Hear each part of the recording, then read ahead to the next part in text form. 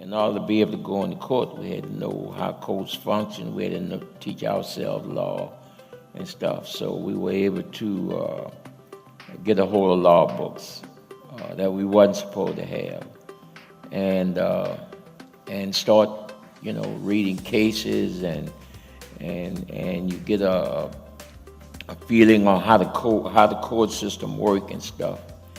And I got a hold of this book called the Prisoner Self-Help Litigation Manual. To the Harbor Grace excursion with the voice to have. Books really saved my life.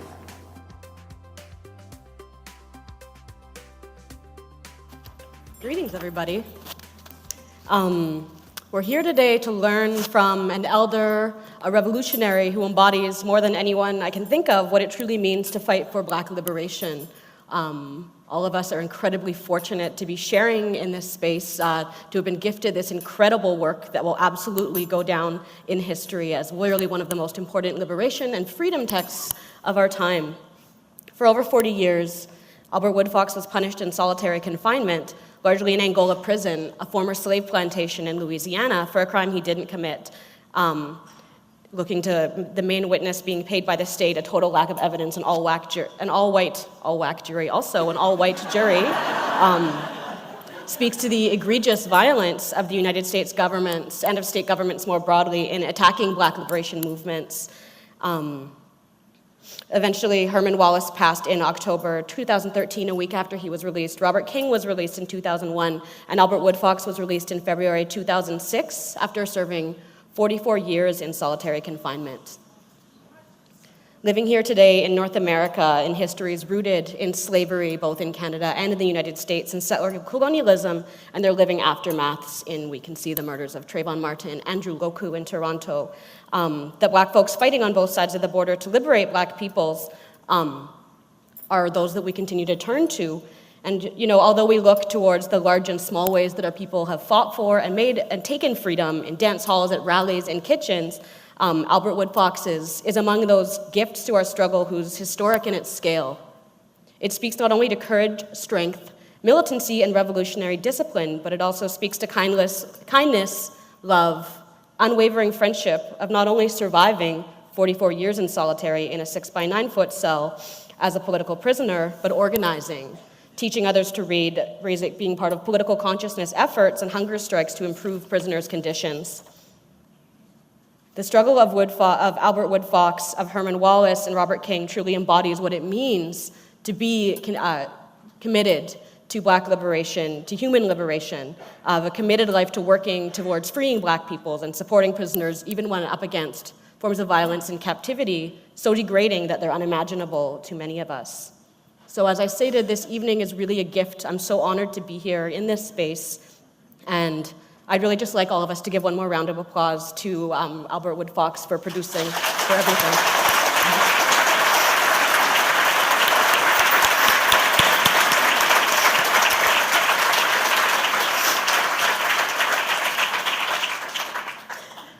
I had a few questions that I wanted to ask Albert about the book, but first, Albert, I wanted to give you a chance to introduce yourself, your life, your work, in whatever way feels best to you for this audience. Well, first, I want to thank the people of Toronto for inviting me and giving me an opportunity to talk about the horrors and the brutality of solitary confinement. And my name, as most of you know, my name is Albert Woodfox. I'm the last freed member of a political group known as the Angola Three.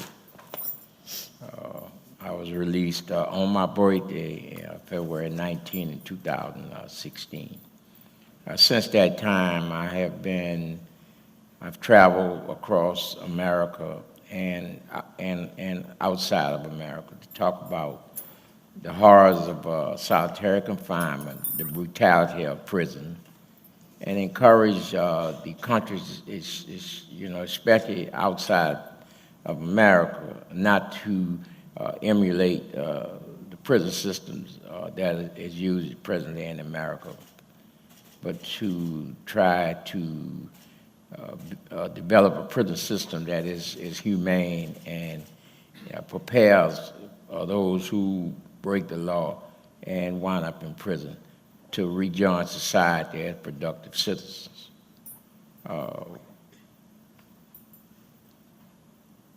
My personal interest is I have 4 beautiful great-grandkids, and I don't want them 20 or 30 years from now to be sitting on the stage talking about the same issues that I'm talking about, issues that affect the American public and the people of the world. So that's, pretty much why I'm here tonight. Great. So something that I wanted to open with, my first question for you is that, just thinking about how your work is in as much revolutionary in terms of the political work that you were doing, the struggle that you were doing inside prisons, the struggles that you're doing now to end solitary confinement, the incarceration of Black peoples more broadly. But I also wanted to ask you a bit of that inner revolution and transformation. You speak throughout the text as consciousness being a particular kind of freedom, being the only kind of freedom that they couldn't take away from you.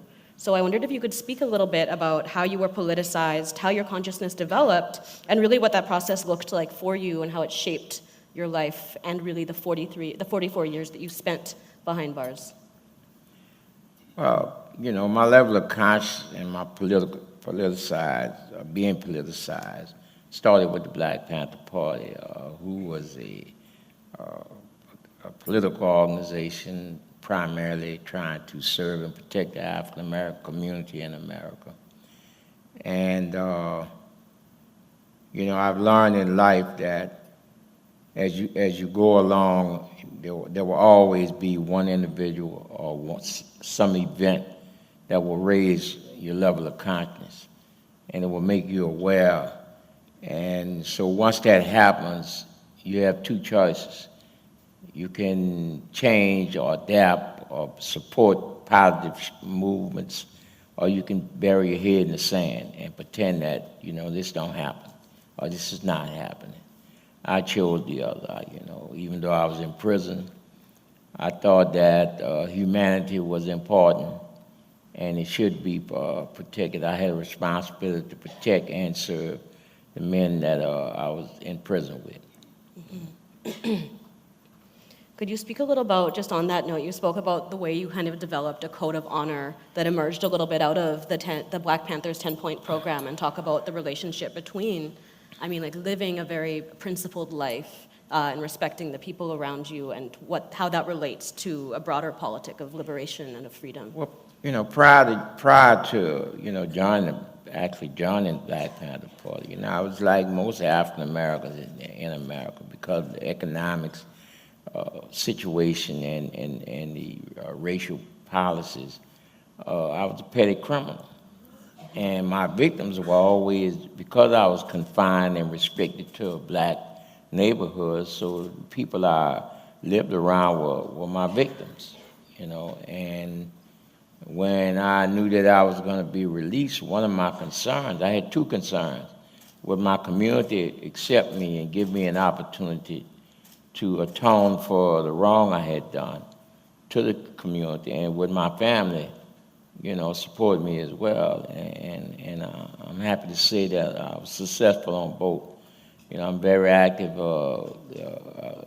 in the African American community. I work with a group called VOTE, on prison reform issues and stuff. And,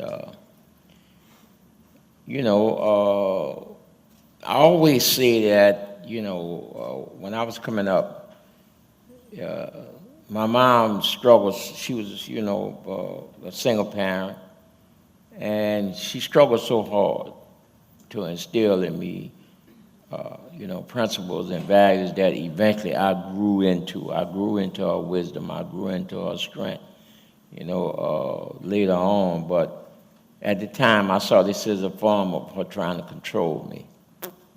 And so I always say that the voice of the street was louder than my mom's voice. And the voice of the Black Panther Party was louder than the voice of the street. So that was the first step in the journey that I'm still traveling now. Mm-hmm. So the part of the title of your book is, or the second part of the title is Unbroken. Now, thinking about a time when we see the US government, the Canadian government, so many governments really, part of this being part of these ongoing practices of trying to break Black people in certain ways, whether we think about slavery, whether we think about incarceration. I mean, something that really comes up in your text is the actions of COINTELPRO in trying to destroy Black Power movements, in many ways successfully destroying a particular kind of Black Power movement, which we also saw, in Canada in terms of the surveillance of Black Power activists at this time. The punishment that was enacted on you, on Herman Wallace, on Robert King, shows the kind of long-standing nature of that threat, that it wasn't just a blip. The fact that you were only released in 2016 shows that we can't really talk about that as being a particular sort of terrible moment in American history, but it's part of a long-standing way of really, the surveillance of Black resistance movements. So much of what you underwent was predicated on a certain kind of freedom that they couldn't take, though, because of that consciousness. So I guess I was wondering, why was Black resistance then and now, really up into the present, when we still see, Assata Shakur on the most wanted list, why is the freedom of Black people such a threat in the United States, in Canada, and globally? What is it about that certain kind of liberated consciousness that is so threatening? Well, I think that's the question that's been asked for centuries, Why do other members of the human race feel so threatened by, people with dark skins, I mean, I've heard so many different theories over the decades, I wish I had a solution or answer, I don't know. It's just that, I guess it's the economic system that most of the world live by, that in order to be successful, it divides people first into ethnic groups and then class groups, and that makes it easier, for them to exploit and keep a certain segment of the human race as being superior over all other, members of the human race. And so,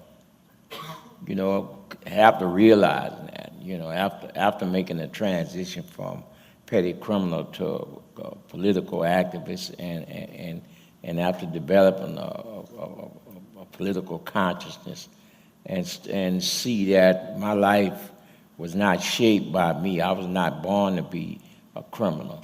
That there were certain social forces predetermined. I think in my generation it was something like 1 out of every 4 Black men would wind up in prison.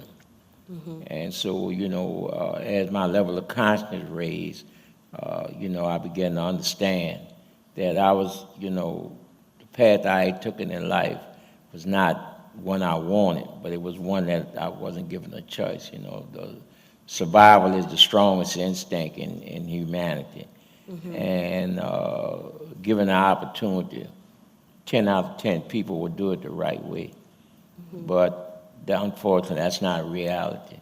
And if you can't survive in the right way, then you will survive in any way you can. And that has been and still is the history of African Americans, other minorities, and poor white people in America now. Contrary to the image that my country reflects, that is not the reality that I know. Absolutely. So while you were behind bars, you taught yourself the law, and you learned how to use the law in order to, really eventually free yourself. So I wondered if you could talk a little bit about that process, about really what you were going through in terms of really from the beginning what it meant to challenge the fact that you had been framed, the fact that you were a political prisoner. I wonder, I think a lot of our audience would really love to just hear about what that looked like for you and what you were up against, right, because of that ongoing hostile response every step of the way. Well, when Harmon and I were in Angola when they found a security guard that had been stabbed to death. And Robert wasn't even in the prison at the time. Yeah. But as soon as he was transferred from Orleans Parish jail to Angola, they locked him in solitary for investigation, one that lasted 29 years. in his case, and 41 years in Harmon's case, and 44 years in my case. And, when they first put us on the investigation, I was actually, when they found Mr. Miller stabbed to death in one of the housing units, I was the very first person they put in a dungeon, what's called a dungeon for investigation. And as I say, when they put us in CCR, which is closed cell restriction, which is solitary, you're in a 9-by-6 cell for 23 hours out of 24-hour period. And, independently, because of the teachings of the party, and because of our political awareness, Harmon and Robert and I, we sensed that if we were going to survive, then we had to turn to society and let what was going on in society help shape our moral principles and values, code of conduct, and discipline, and not turn inward and become institutionalized and be concerned with the prison culture and what was going on in the prison. Because we realized that although we were in prison, prison wasn't in us, and we had family, extended family, that was still a part of society and what happened in society. So, we saw, our struggle for a better humanity, which would result in a better society, as being, as one of the motivating factors. Yeah, I remember something that really comes out through the text is, not only fighting against the case, the trumped up charges against yourselves, but so much of what you were doing was also part of this collective struggle for the welfare of other prisoners. So, for example, you talk a lot about, being part of these hunger strikes to change the conditions of people on the tier. Could you talk a little bit about the commitment to working with other prisoners, even, from solitary, and what drove you to that and what that looked like for you? Well, I'll just address the part about teaching ourselves the law. Yeah, okay. And then I'll go. When we were first put in solitary confinement, our struggles or resistance were always physical. And as a result of that, we were beaten a lot and gassed. I mean, those are the instruments that security forces use in prison. If you dare challenge their authority, they will gas you down, and then they will come in the cell and beat you down. Yeah. And so we, although we didn't abandon physical resistance, and we knew that there's only two ways that prisons change. It is either through legislative body of the state or through the courts. So we decided that, we need to get in the courts, because we can't keep being beaten like this, and we can't keep, I think the longest hunger strike I was on lasted 45 days, Yeah. And so once you make that decision, now what? So we decided we had to, in order to be able to go into court, we had to know how courts function. We had to teach ourselves law and stuff. So we were able to get a hold of law books that we wasn't supposed to have, and start, reading cases, and you get a feeling on how the court system work and stuff. And I got a hold of this book called the Prisoner Self-Help Litigation Manual. And that kind of like taught me what's called due process in the court system, Which you had not had. No, I was such a knucklehead at that time. I had no knowledge of the court system. Oh no, I meant you didn't have due process. I believe you were. I believe you were brilliant the whole time. I didn't even know what due process was. Yeah. So but that's basically Robert King and I. We virtually taught ourselves, how the court system work and how to frame legal arguments based upon what we thought were constitutional violations Yeah. and statutory law violations. And so we start filing what's called tort action or civil action in the court against some of the conditions. And we won some, but we lost more. But the one that we did win somehow made up for all the ones we lost. But the motivation was, those baseball bats and nightsticks, they hurt. So we knew that we couldn't continue to fight physically for what we believed was dignified and what was right. We had to take this struggle, and then the struggles, the physical struggles, the hunger strikes were confined to the prison. And so we had to try to move our struggle outside of the prison. And we thought, obviously, we wasn't going to get any support from the legislative body in the state of Louisiana, so we said, then we need to go into court. And again, through that and physical resistance, we were slowly able to transition solitary confinement. When we were first put in solitary confinement, it's called CCR in 1972. You could only have 3 pair of underwear, 3 undershirts or T-shirts, 3 pair of socks, and a Bible.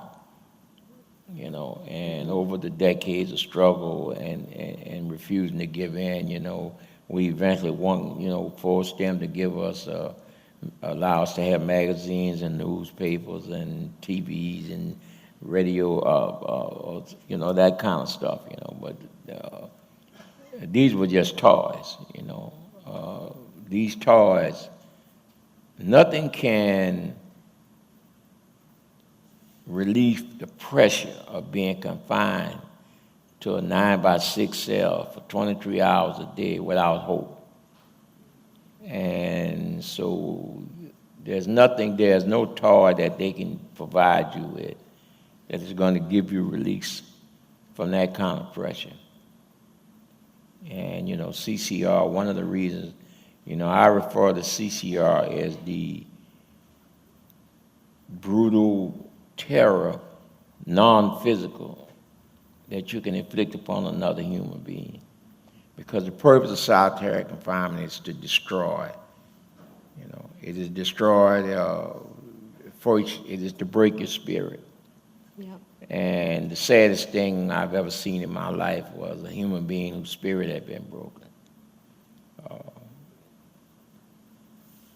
And I think, that was one of the reasons why, we said that we would not allow them to break us, not break our spirits. They could break our bodies, and they may even kill us, but they would never break us. And so that was some of the principles that kept us motivated and kept us struggling against the horrors of solitary confinement.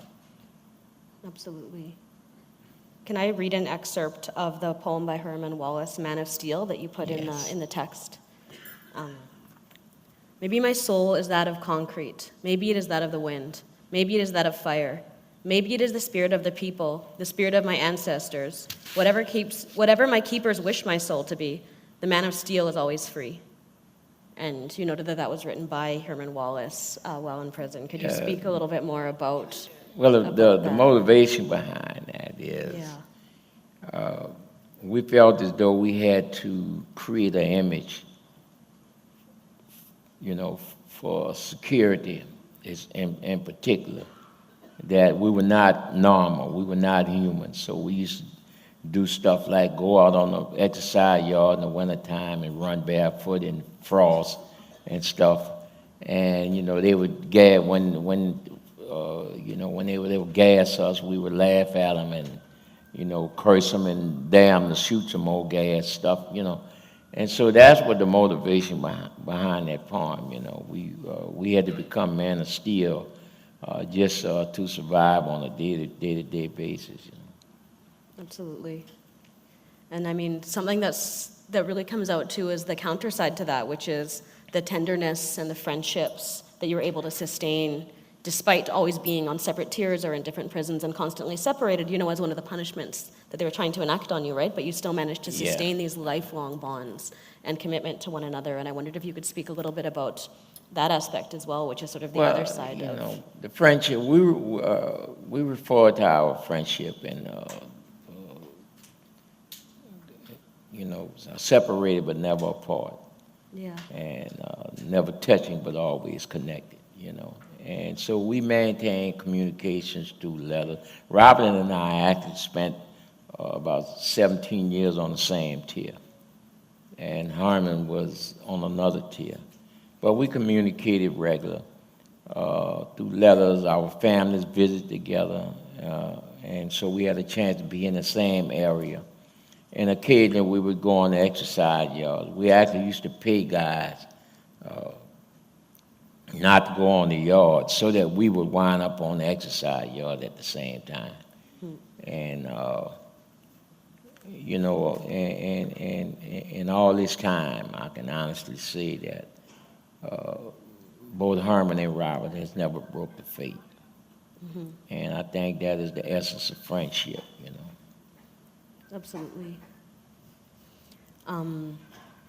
You spoke also sort of just extending that, the ways that that support was so much a part of how you managed to stay unbroken. I wonder if you could speak a little bit about, because I think this is something that for me really resonated strongly, but the work that you were sort of doing with other prisoners in terms of fighting against sexual violence in prison, in terms of helping other prisoners develop a politic of taking care of one another, because I think that that's something that always gets erased from the history books, and it's so important that your book really brought that out.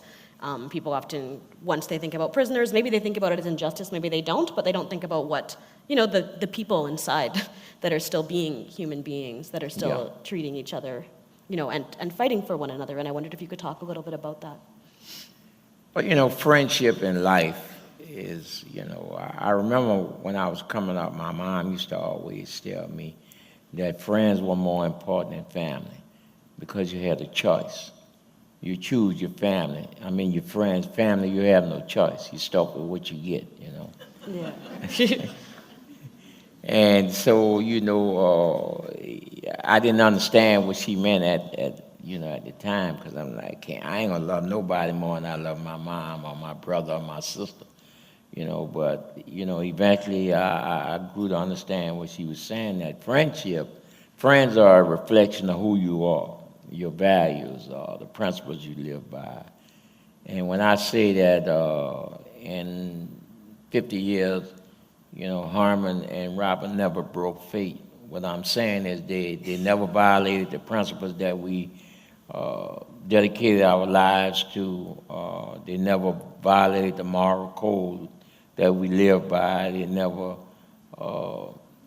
allowed personal loss and injury to make them their discipline to break, and and I think that's a rarity, especially in a prison environment, that you find someone that the old saying that if he said this, you can take it to the bank, and that was the basis for the friendship that developed. We started out as comrades and members of the Black Panther Party, and we became, remarkable friends with one another, And we lost Harmon 3 days after he had won his freedom to liver cancer, but he died a free man. And Robyn and I still travel and speak around the country and outside the country about many issues, but with emphasis on solitary confinement. And he has yet to break faith. And I think he feels the same way about me. Absolutely. It's almost impossible to imagine what it would be like, to come out of that, not only unbroken, but still committed, right? And still being part of doing that work, to still take up that fight, which is a generations-long struggle. I think it really speaks to a kind of integrity that, I mean, moving into the other thing I wanted to talk about, which like the integrity of what you were doing as you were incarcerated stands out so strongly, especially in opposition to just the egregious, like what started to come out in terms of the fabricated evidence. I wondered if you wanted to speak just a little bit about what came out during, what was revealed to you sort of as you were going through the process of fighting to get out in terms of, I think that it's not as widely known exactly like what was actually done, what they were actually doing in terms of trying to keep you behind bars. Like I'm thinking about, you being described, for example, as, I forget if it was the state, I forget who had said it, but they said, whether or not you committed the murder was one thing, but because you hadn't given up Black Pantherism, was one of the issues of why you would permanently stay in solitary, right? And I wonder. Well, they had this infamous ward in Burl Kane. Burl Kane, that's it. And he was asked by someone in the media about housing us in solitary for decades, and he said that even if he knew we were innocent, he would still keep us in solitary because he didn't want us spreading that Black Pantherism in his prison, And so, that we were thankful for him saying that because we were able to use that in court. Well, Yeah. We couldn't deny it because we had him on record, saying some of these things, And, Robert Harmon and I, we in one sense, we were model prisoners because we maintained almost perfect conduct records. And when we start trying the civil case, Warden Kane and his staff, they would say, this is the most dangerous man in the world. And he's violent and stuff, but the staff, the like civil servants and the classification people, we got the highest recommendations from all of the various departments. The only ones that had a problem with us was security and the prison administration because they were the ones we were constantly challenging based upon their conduct and treatment or lack of toward prisoners, Yeah. And, And you were making them look, it seems so much that it was about retribution, right? Because what had come out in terms of them paying the main witnesses, and it was just increasingly, had there been any kind of real public accountability, would have been so damning so immediately, right? In terms of the amount of fabrications, the amount of sort you're of talking about the indicative- criminal case, right? Yeah. Oh, yeah. Yeah, My it's case just- was overturned. They had denied me justice, and they were so bold in your face with it. My case was overturned 4 times. Yeah. And one reversal stuck. It went all the way to the U.S. Supreme Court, and the U.S. Supreme Court upheld it. But there were 3 other rulings that granted me a new trial. One where the judge even ordered them to release me and forbid them from retrying me. Those were reversed by appeal courts. Yeah. And, it was just, and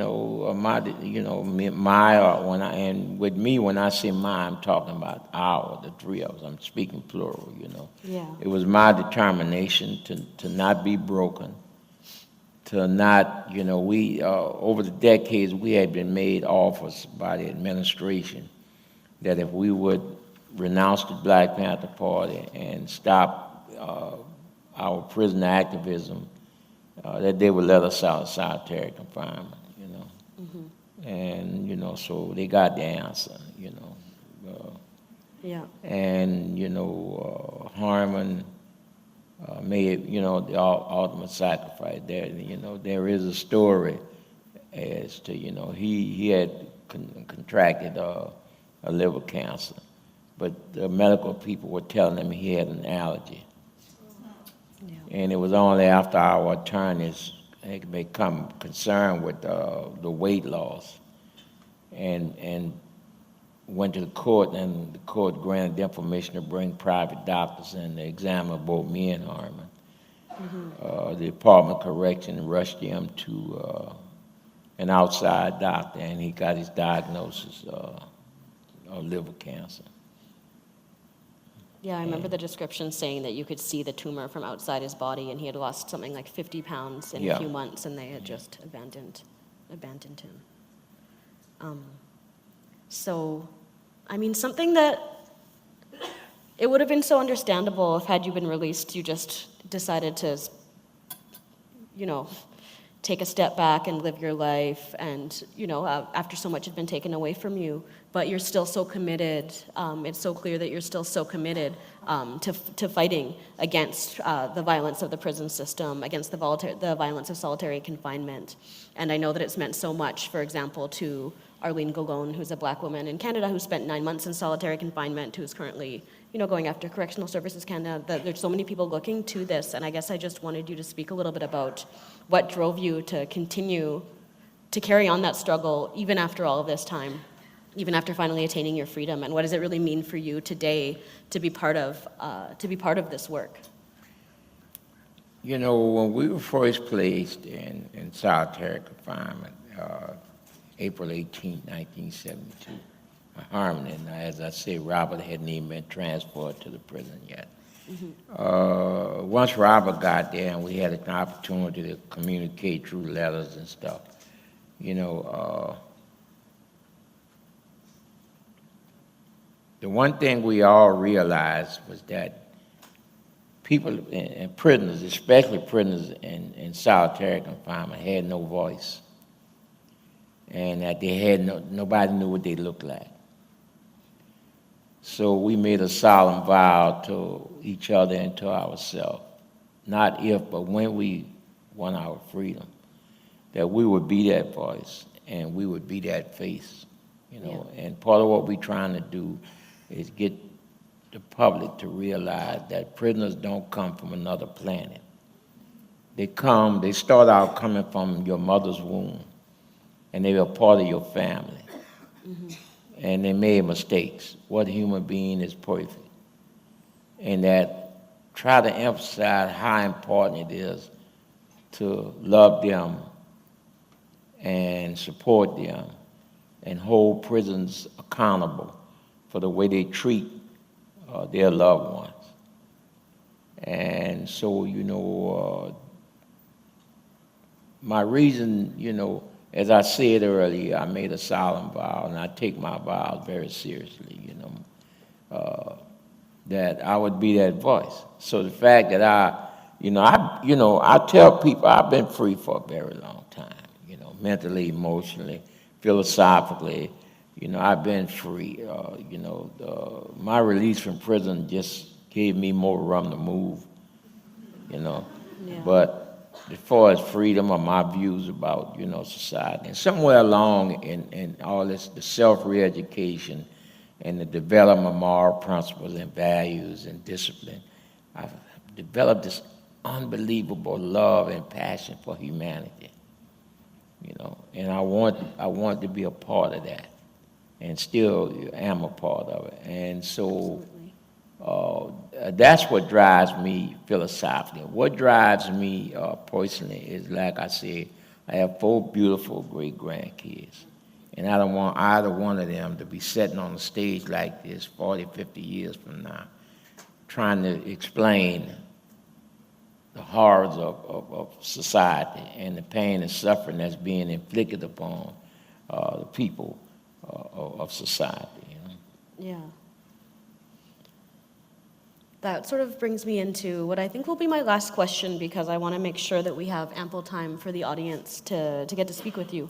But thinking into the present, where, you know, in Canada, for example, Black people are incarcerated at a rate of 3 times higher than our rate in the population, are still being shot and killed by the police at, you know, a study just came out in Toronto that showed, I think it was 7 times more likely to be shot, but 70% more likely to be shot by the police than white people, for example. So our liberation struggles, too, are ongoing, right? We're still in this moment where we're so fortunate that some of our elders, such as yourself, have been released and are doing this work, but we're not free as a people in the broader sense. So I wondered what kind of activism today feels the most inspiring to you, and what, when you're looking around, and especially now that you've gotten out and sort of had a chance to really reconnect with different movements, I wonder what is bringing you that inspiration of the future, the future-driven project that we're really in as people committed to liberation. I wonder what in your heart is is feeding that for you. What drives me, as I said, is my love of humanity. Yeah. I think there's a movement in America and around the world called Black Lives Matter. Yeah. And I support it fully 100%. And I've had an opportunity to meet with some of the young leaders. And I think they have the potential to finish the job that the Black Panther Party started in the 1960s. I work with a lot of prison reform groups in New Orleans. Mm-hmm. I just, like I said, I'm just trying to be that voice. Yeah. And be that face of the men and women and children that's hidden behind prison wall and expose the brutality of prisons, and try to, I don't know if there will ever be a time in humanity where there will be no need for prison. But until that time, I think prisons should be run in a manner that the person leaving prison is better than the person who went into prison. And you can only do that through programs and treating people with dignity and helping them maintain, self-respect and a sense of value, Mm-hmm.